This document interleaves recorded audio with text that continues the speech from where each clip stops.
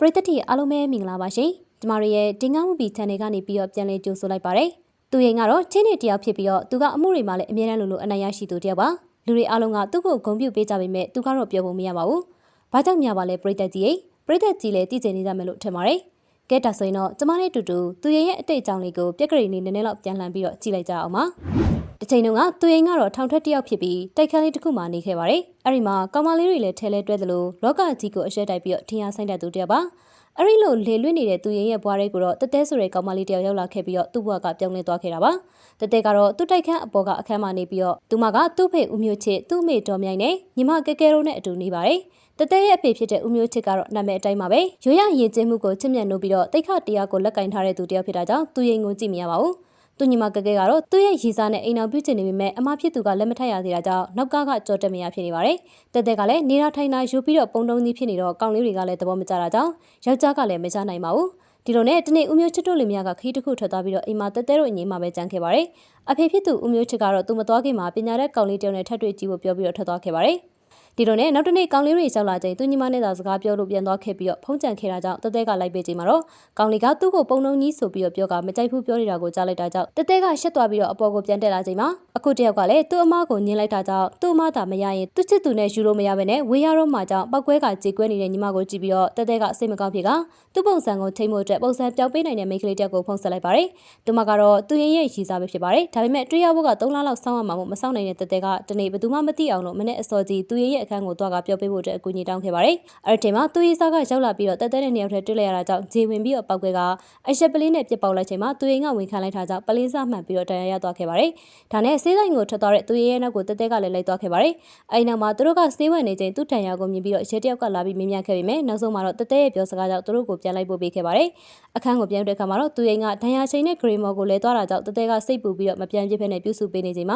ာခရီးသွားနေတဲ့သူ့ဖေတို့ကပြန်ရောက်လာခဲ့ပါတယ်အဲ့ဒီချိန်မှာသူတို့သွားလာနေတာကိုမြင်ခဲ့ရတဲ့အဆောင်ကသူမအဖေကိုပြောလိုက်တာကြောင့်သူတို့သွားကြည့်ကြချိန်မှာတော့အိယာပေါ်မှာသူရင်းနဲ့အတူရှိနေတဲ့သမီးကိုတွေ့လိုက်ရတာကြောင့်စိတ်တိုးသွားခဲ့ပါတယ်။အဲ့ဒီချိန်မှာတတဲအဖြစ်ရှင်းခွင့်ကိုတော့မပေးဘဲနဲ့တိတ်ခတရားကိုလက်ကင်ထားတဲ့ဦးမျိုးချစ်ကတော့တတဲကိုတေးစင်းထဲကိုထည့်လိုက်ပြီးလို့ပြောကထွက်သွားပါတယ်။အဲနောက်မှာပြန်စရာအိမ်မရှိတဲ့တတဲကိုသူရင်းကကုညီကနေစရာပေးခဲ့ပါတယ်။ဒီလိုနဲ့နောက်တနေ့သူတို့ဈေးဝယ်သွားချိန်မှာတော့သူရင်းရဲ့အဖေနဲ့အမှတ်မတင်တွေ့ခဲ့ပါတယ်။သူရင်းရဲ့အဖေဦးဖြိုးကတော့အရန်တော်တဲ့ရှိတွေတယောက်ပဲဖြစ်ပါတယ်။ဒါပေမဲ့ဘာကြောင့်မှမသိပေမဲ့သူရင်းကတော့သူ့အဖေကိုတွေ့တာနဲ့စိတ်တိုးပြီးတော့တတဲကိုလည်းထားရိုက်ကထွက်သွားခဲ့ပါတယ်။အဲနောက်ရှောက်သွားပြီးတော့အိမ်ပြန်လာချိန်တတဲကိုအိမ်မှာမတွေ့တာကြောင့်စိတ်ပူပြီးတော့လိုက်ရှာချိန်မှာပဲဘတ်စကာဂိတ်မှာထိုင်နေတဲ့တတဲကိုတွေ့လိုက်ရပါတယ်။အဲဒီနောက်ပြေးလဲသွားပြီးတော့နှစ်ယောက်သားပြန်လာချိန်သူရင်းကတတဲရဲ့အဖေကိုပြန်လက်ခံနိုင်တဲ့နည်းမရှိဘူးလားလို့မေးခဲ့ပါတယ်။တတဲကပညာတတ်တယောက်နဲ့သာလက်ထပ်နိုင်ရင်လက်ခံလိမ့်မယ်လို့ပြောခဲ့ပြီးဒါပေမဲ့သူမကပုံတုံးနေတာကြောင့်ဘယ်သူမှကြိုက်မှာမဟုတ်ဘူးလို့ပြောခဲ့တာကြောင့်သူရင်တယောက်ကတတဲကိုအလန်းစားပုံစံလေးပြောင်းပေးလိုက်ပြီးတော့ယောက်ျားရရေးအတွက်အကူအညီပေးပါတော့တယ်။အဲဒီနောက်လုံးဝကိုပုံပြောင်းသွားတဲ့တတဲကသူမိဘတွေတွေ့ရင်ဝမ်းသာကြမယ်လို့ထင်ပြီးတော့အိမ်ကိုပြန်သွားချိန်မှာသူ့ဖေကသူ့သမီးရဲ့ပုံကိုပန်းကုန်းစွတ်ကရေးစဲချနေရကိုတွေ့လိုက်ရပြီးတော့တုံ့လောက်သွားခဲ့တယ်လို့သူရင်ကလည်းစွန့်အားသွားခဲ့ပါတယ်။ဒါပေမဲ့တတဲကတော့သူရင်ပေးခဲ့တဲ့မျက်နှာလာလာလေးကိုအကျိုးရှိအောင်အသုံးချပါမယ်လို့ပြောပြီးတော့သူမရဲ့အလုပ်ဖြစ်တဲ့စာကြီးလိုက်ကိုပြန်သွားခဲ့ပါတယ်။အဲဒီချိန်မှာသူမရဲ့အလန်းစားပုံကိုမြင်လိုက်ရတဲ့အလုပ်တူတူလုပ်ပြီးတစ်ချိန်ကသူမသဘောကျခဲ့မှုတဲ့ကြော်ကြီးကသူမစီချင်းကပ်ပြီးတော့သူမကိုလက်ထပ်မဲ့အကြောင်းကိုပြောခဲ့တာမို့တတဲကလည်းပျော်ပြီးတော့လက်ခံလိုက်ပါတော့တယ်။အကြောင်းကတော့ကြော်ကြီးကသူမအဖေသဘောကျတဲ့ပုံစံမျိုးမှုပါ။တစ်ဖက်မှာတော့သူရင်ကတတဲရဲ့အခြေအနေအတွက်အစွမ်းကုန်ကူညီပေးနေပေမဲ့ရှင်ထဲမှာတော့ငိုကြွေးနေခဲ့ပါတယ်။တတဲကတော့ဒါကိုမသိဘဲနဲ့သူမဆက်ဆက်မဲ့နေရောက်တော့မှမို့မင်္ဂလာဝတ်စုံတော်မှသူရင်ကိုရွှေခိုင်းခဲ့ပါသေးတယ်။သူတို့ရွေးနေချိန်ဝတ်စုံဆိုင်မှာသူမိဘတွေကသူညီမမင်္ဂလာဆောင်တဲ့ဝတ်စုံလာရွေးနေခဲ့တာကိုတွေ့ပြီးတော့တတဲကစိတ်ထိခိုက်သွားခဲ့ပါတယ်။အဲဒီနောက်မှာဆက်ဆက်မဲ့နေကိုရောက်လာခဲ့ပြီးတော့တတဲကတရားရုံးကိုသူရင်နဲ့သွားကစောင့်နေပေမဲ့လည်းကြော်ကြီးကရောက်မလာခဲ့တာကြောင့်အိမ်ကိုလိုက်သွားခဲ့တော့ကြော်ကြီးကသူမိဘတွေလက်မခံလို့လက်မထပ်ဖြစ်တော့ကြောင်းပြောလာသလိုကြော်ကြီးရဲ့အဖေကလည်းတတဲကိုအဖေဖြစ်သူကတော့မှတေလူအဖြစ်စင်းရင်သွင်းထားတဲ့သူမို့သူတို့မိသားစုတွေကိုအဝယ်မခံနိုင်ကြောင်းပြောခဲ့တာကြောင့်တတဲတယောက်ကရှက်ကထွက်လာခဲ့ပါတယ်။အဲဒီနောက်ဟန်နီမွန်းအတွက်ကြိုတင်ပိုကင်ထားတဲ့အခန်းကိုသွားခဲ့ပြီးတော့ငိုရတာကြောင့်သူရင်ကထိန်နေခဲ့ပေမဲ့တတဲကသူလှလာတာတော့မှလက်ထပ်မဲ့လို့မရှိဘူးလို့ပြောကသူရင်ကိုနားလိုက်ပါတယ်။အဲဒီနောက်မှာသူရင်နဲ့တညတာကိုဖျက်တမ်းခဲ့ကြပါတော့တယ်။နောက်တနေ့သူရင်နိုးလာတဲ့အချိန်မှာတော့တတဲကိုမတွေ့တာကြောင့်လိုက်ရှာချိန်မှာဟိုတယ်အောက်မှာကြော်ကြီးနဲ့စကားပြောနေတဲ့တတဲကိုတွေ့ပြီးတော့နှစ်ယောက်သားထွက်သွားတာကိုတွေ့လိုက်ရတာကြောင့်စိတ်တို့ကသူ့ခန်းကိုပြန်လာခဲ့ပြီးဒီကနေထွက်သွားဖို့အတွက်ပစ္စည်းတွေကိုသိမ်းနေခဲ့ပါတယ်။အဲဒီချိန်မှာတတဲရဲ့အမေရောက်လာပြီးတော့သူညီမဖိတ်စာကတ်ကိုတတဲကိုပေးပေးဖို့လာပြောတာကြောင့်သူရင်ကသူနဲ့မတွဲတော့ဘူးလို့ပြောလိုက်ပေမဲ့နောက်ဆုံးမှာတော့ပေးဖို့အတွက်လက်ခံလိုက်ပါတယ်။အဲဒီနောက်တတဲကိုသူ့ရဲ့အလုပ်မှသွားရှာပေးမယ်မတွေ့တာကြောင့်ကြော်ကြီးစီကိုသွားကပေးခဲ့ပါတယ်။အဲဒီနောက်ဂျော်ကြီးကသူ့ကိုတတဲကသူနဲ့လည်းအတူရှိမနေဘူးလို့ပြောခဲ့တာကြောင့်နေရာအနှံ့မှာတတဲကိုလိုက်ရှာခဲ့ပါတော့တယ်။နောက်ဆုံးမှာတော့တတဲကိုရှာတွေ့ခဲ့ပြီးဘာလို့ထွက်ပြေးတာလဲလို့မေးခဲ့တယ်လို့အဲ့ဒီနေညကသူမအတွက်ဘာမှမဟုတ်ဘူးလားလို့မေးခဲ့တော့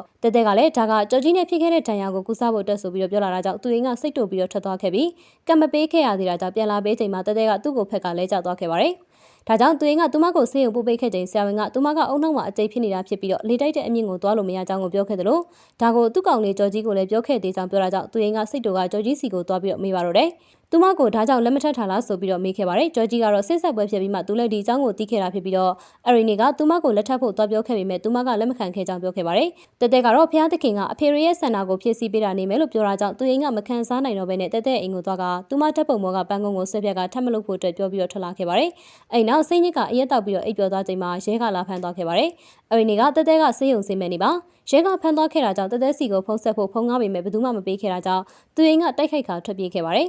အဲ့ဒီချိန်မှာတက်တက်ကတော့ဆေးရုံကဆင်ကသူမအလုပ်ဖြစ်တဲ့စာကြည့်လိုက်ကိုလာခဲ့ပြီးတော့တစ်ချိန်ကသူရင်ငှားခဲ့တဲ့စာအုပ်တွေကိုပြန်ရှာချိန်မှာစာအုပ်ကြားကနေသူရင်ရေးထားတဲ့ကတ်ကိုတွေ့ပြီးတော့သူ့ကိုသူရင်ကသဘောကျနေတာကိုတီးသွားပြီးတော့ဝမ်းထဲကဖုံးဆက်နေခဲ့ပါတယ်။တစ်ဖက်မှာတော့သူရင်ကအချစ်အတွက်နဲ့ရဲရီနဲ့ဖိုက်ပြီးတော့နောက်ဆုံးမှာအနိုင်ရကရဲမှုကလိုက်ပို့ခဲ့ပါတယ်။အဲ့ဒီနောက်မှာသူရင်တို့ကအဆင်ပြေသွားခဲ့ပါတယ်။တက်တက်ကတော့အရန်ကိုပြောရှင်နေခဲ့ပြီးအဲ့ဒီနောက်သူရင်ကလက်ထပ်ခွင့်တောင်းခဲ့ကတက်တက်ကလည်းလက်ခံခဲ့တာကြောင့်တရားရုံးမှာရဲမှုကိုတက်တဲ့ဒီကပန်းကုန်းစွတ်မဲ့အချိန်သူရင်မရမကပြောခဲ့တာကြောင့်ရောက်လာတဲ့သူမရဲ့အဖေနဲ့အမေကိုကြည့်ပြီးတော့တက်တက်တယောက်ကစိတ်လှုပ်ရှားကအပြောကြီးပြောနေခဲ့ပါတယ်။ဒီလိုနဲ့လက်မှတ်ထိုးချိန်တက်တက်မူးလဲသွားခဲ့ပြီးတော့ဆေးရုံကိုတင်လိုက်ရပါတော့တယ်။အဲ့ဒီကြမှာတက်တက်ဖေဖြစ်တဲ့ဦးမျိုးချစ်တယောက်ကသမီးရဲ့ယောဂကိုသိရပြီးတော့နောင်တရကငိုကြွေးနေခဲ့ပါတော့တယ်။ဘယ်ဖေကကိုသားသမီးကိုအသက်ချင်နေချိန်မှာရေးဆက်ချအမျှဝေမယ်လို့ပြောဘူးလို့လဲဆိုပြီးတော့ပြောကငိုကြွေးနေပါတော့တယ်။သူတို့ကိုကြည့်ပြီးတော့သူရင်းနဲ့ဝမ်းထဲကငိုနေချိန်မှာရဲမှုကသူ့ဖေနဲ့သူနဲ့ပုံပါတဲ့စားကိုလာပေးချိန်မှာသူရင်းကစားကိုရှူကသူ့ဖေစီကိုပြန်သွားပြီးတော့သူတို့ချန်နယ်ကဝတ်တစ်ချပင်ကြီးအောက်မှာမြေနှက်ကိုက်ကိုတောင်းခဲ့ပါတယ်။ဒါပေမဲ့သူ့ဖေကဘသူ့ကိုတတ်လာပြန်ပြီလဲလို့မေးတော့စိတ်တို့ပြီးတော့ဆေးရုံကိုပြန်လာခဲ့ပါတယ်။အဲဒီနောက်တက်တက်ကိုသူရင်းက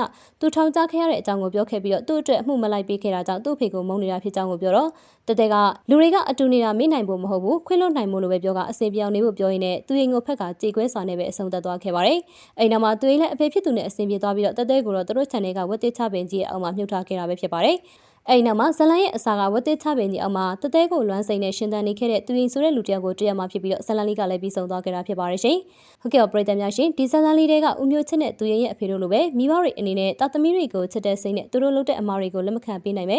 အတ္တကိုရှင်းတန်းတင်မိရင်တော့အခုလိုပဲကိုချစ်တဲ့လူတွေကိုဆုံးရှုံးရက